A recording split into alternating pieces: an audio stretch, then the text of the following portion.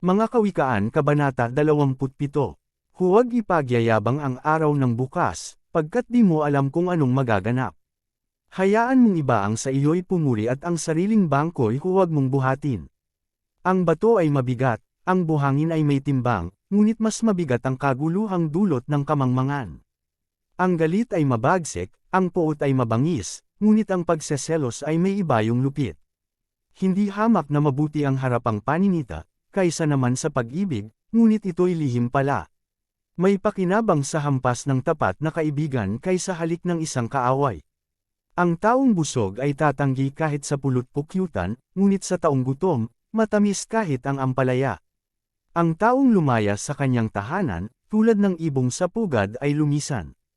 Ang langis at pabango'y pampasigla ng pakiramdam ngunit ang kabalisahay pampahina ng kalooban.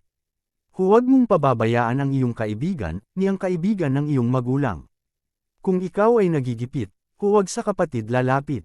Higit na mabuti ang kapitbahay na malapit kaysa isang malayong kapatid. Magpakatalino ka, anak, upang ako'y masiyahan at sa gayo'y di ako mapahiya sa nangungutyaman. Alam ng matalino kung may panganib at siya'y nag-iingat, ngunit di ito pansin ng mangmangkaya siya'y napapahamak. Kunin mo ang kasuotan ng sinumang nananagot para sa iba, at siya ang pagdusahin mo dahil sa pag-ako sa di niya kilala.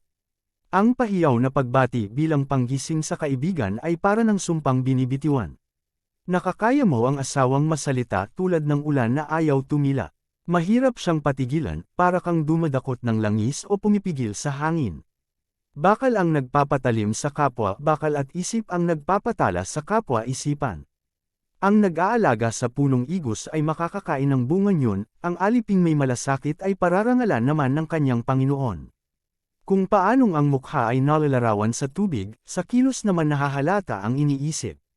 Ang nasa ng tao'y walang katapusan, tulad ng libingan, laging naghihintay. Dinadalisay sa apoy ang ginto at pilak, ngunit ugali ng tao ay makikilala sa gawa araw-araw. Bayuhin mang parang bigas ang isang taong mangmang, hindi rin maaalis ang kanyang kamangmangan. Ang iyong mga hayop ay iyong bantayan, alaga ang mabuti ang iyong kawan. Di mamamalagi ang yaman, ganoon din ang mga nasa kapangyarihan. Putulin muna ang dayami, sa kagap-asin ang damo sa parang habang hinihintay ang susunod na anihan. Sa mga tupa kinukuha ang ginagawang kasuotan, at ang pinagbentahan mo ng iyong kambing ay maaaring ipambili ng bukid. Ang gatas ng inahing kambing ay sa ibang kailangan, sa pagkain ng pamilya mo't mga katulong sa bahay.